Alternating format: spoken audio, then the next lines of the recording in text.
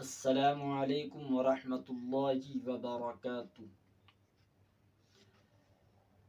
جن حضرات نے اب تک میرا یہ چینل سبسکرائب نہیں کیا ہے تو میری ان سے مؤدبانہ درخواست ہے کہ جلد سے جلد میرا یہ چینل سبسکرائب کریں، کیونکہ اب رمضان مبارک کا مہینہ بھی آ رہا ہے اور لوگ طرح طرح کے مسائل پوچھتے ہیں۔ تو انشاءاللہ جو بھی کوئی مسئلہ پوچھے گا تو انشاءاللہ میں اس ٹاپک کے اوپر انشاءاللہ ویڈیو اپلوڈ ضرور کروں گا، کیونکہ بہت سارے مسائل ایسے ہوتے ہیں کہ لوگ پوچھتے ہوئے شرماتے ہیں اور حیا کا مسئلہ ہوتا ہے، تو بہت سارے حضرات ہیں جو مسائل پوچھتے ہیں شرماتے ہیں، تو وہ ویڈیو کے اندر دیکھ لیں گے تو بہت بڑا نفع ہوگا۔ تو جیسا کہ رمضان مبارک کا مہینہ ہے، یہ اتنا مبارک مہینہ ہے کہ اللہ رب العزت اس مہینے کی برکت سے ثواب میں اضافہ فرما دیتا ہے۔ مثلا اگر کوئی ایک نفل ادا کرے گا تو اس کو ایک فرض کے برابر ثواب دیا جائے گا۔ جو کوئی ایک فرض ادا کرے گا تو اللہ تبارک و تعالی اس کو 70 فرض کے برابر اس مہینے کی برکت سے ثواب عطا فرمائے گا۔ لیکن افسوس ہے ان لوگوں پر کہ جو رمضان مبارک کا مہینہ بھی پا لیتے ہیں لیکن اپنی مغفرت تک نہیں کرا پاتے۔ روزہ رکھنے کی دور کی بات، جیسے معاملات ان کے پہلے تھے ویسے ہی ان کے معاملات پورے رمضان میں رہتے ہیں۔ یعنی کہ اللہ رب العزت نے اس مہینے کے اندر اس امت کو دو اہم کام دیے ہیں، دو دن کا روزہ اور رات کی تراویح، یعنی کہ 30 دن تک آدمی برداشت نہیں کر پاتا۔ بہت سارے حضرات ایسے ہیں کہ چھوٹی چھوٹی خواہشوں کے اوپر روزے کو ترک کر دیتے ہیں۔ مثلا کسی کو بیڑی کی لت لگ گئی، بیڑی کی چکر میں اس نے کیا کرا کہ روزے کو ترک کر دیا کہ ہم سے بیڑی کے بغیر رہا نہیں جاتا۔ کسی نے گٹکے کی وجہ سے روزے کو ترک کر دیا کہ گٹکے کے بغیر رہا نہیں جاتا۔ حالانکہ اگر دیکھا جائے یہ چیزیں گٹکا، شراب، بیڑی، سگریٹ یہ ہمارے جسم کے لیے ایک نقصان دہ چیز ہے۔ دیکھیے کہ روزہ رکھنے کا سب سے بڑا فائدہ کیا ہے انسان کے لیے، کہ انسان کی صحت بنتی ہے اس میں۔ انشاءاللہ میں اس کے بارے میں آپ کو نیکسٹ ویڈیو بتاتا ہوں، یعنی کہ نیکسٹ ویڈیو جب بناؤں گا اس کے اندر بتاؤں گا کہ روزے سے صحت کس طرح بنتی ہے اور کس طریقے سے اپنی صحت کا بیڑا غرق کرتے ہیں۔ انشاءاللہ وہ اس کے اندر بتاؤں گا۔ لیکن بہت سارے حضرات ایسے ہیں کہ اس مہینے کو پا لیتے ہیں ان کی لیکن مغفرت نہیں ہوتی۔ سب سے پہلی کیا بات ہے کہ والدین کی نافرمانی کرنا، والدین کو دکھ دینا، ان کے دلوں کے ٹکڑے ٹکڑے کر دینا، ان کے آنسو نکل آنا۔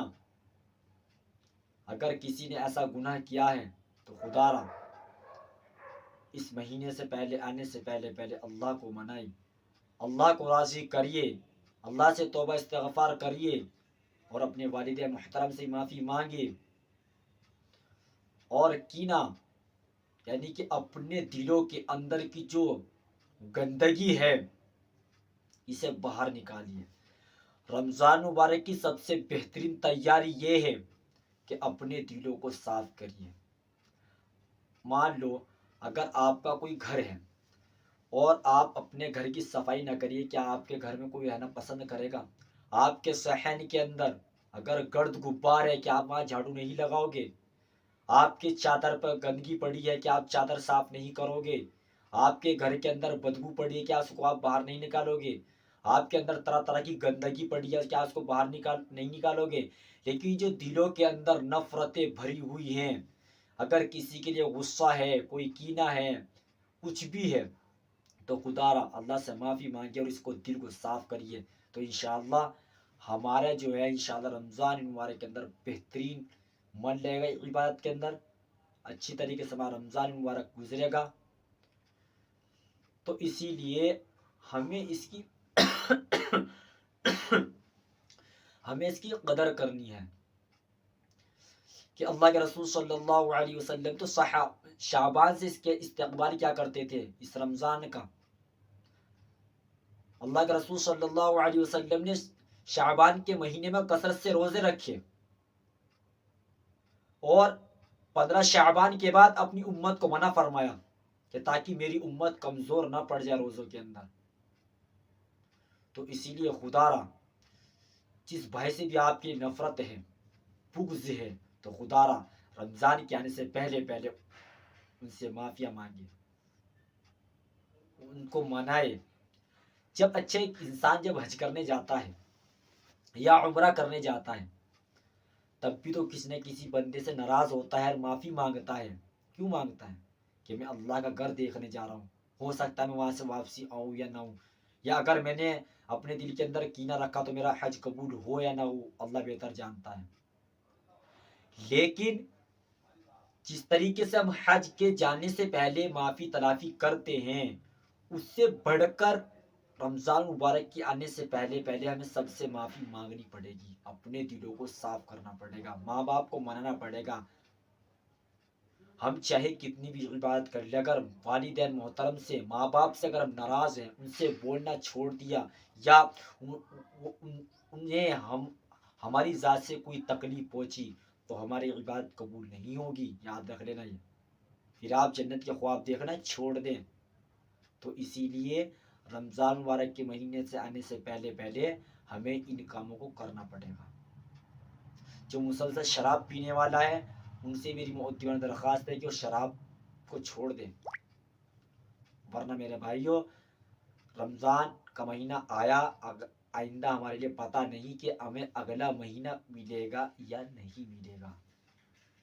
دوسری بات، جیسا کہ میں نے پچھلی ویڈیو کے اندر بھی آپ کو بتایا تراویح کے مسائل کے بارے میں، کہ بعض رات کیا کرتے ہیں کہ امام صاحب نے نیت باندھی اور امام صاحب کھڑے ہو کر پڑھ رہے ہیں اور اگلی 2 یا 3 صف امام صاحب کے ساتھ نماز پڑھ رہی ہے، باقی پیچھے بیٹھے ہوئے باتیں بنا رہے ہیں، دنیا کی باتیں کر رہے ہیں، طرح طرح کی غیبتیں ہو رہی ہیں، چغل خوریاں ہو رہی ہیں، لیکن انہیں یہ نہیں پتا کہ قرآن کریم پڑھا جا رہا نہیں پڑھا جا رہا، انہیں کوئی لین دین نہیں ہے، انہیں کوئی مطلب ہی نہیں ہے ان چیزوں سے.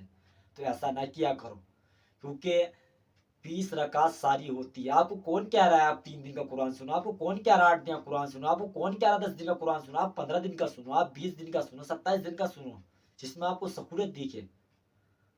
آپ 5 دن کا سن کے 6 دن کا سن کے ایک طرف ایسا ہٹ جاتے ہیں ہم نے تراویح مکمل کر دیا. ایسا نہیں ہونا چاہیے. تو اسی لیے ہمیں تراویح پڑھنی ہے، کیونکہ چھوڑنا بہت بڑا گناہ ہے، سنت موقدہ ہے. یہ امام کے ساتھ نیت باندھی، امام کے ساتھ سلام پھیرا. اگر امام نے نیت باندھ کر قرآن کریم شروع کر دے، اس نے ایک آیت پڑھ دی اور آپ نے بعد میں نیت باندھی، تو آپ کا قرآن ناقص ہو گیا، ادھورا رہ گیا، آپ کا قرآن مکمل نہیں ہوا. تو اسی لیے روزہ کا اہتمام کرے اور تراویح کا اہتمام کرے. یہ 2 کام آپ بالکل پابندی کے ساتھ کرے. انشاءاللہ میں جو نیکسٹ ویڈیو بناؤں گا میں کہ روزے کے اندر صحت تو بنتی ہے لیکن لوگ صحتوں کا بیڑا غرق کیوں کر رہے ہیں، وہ انشاءاللہ میں بتاؤں گا اس ویڈیو میں. السلام علیکم ورحمۃ اللہ وبرکاتہ.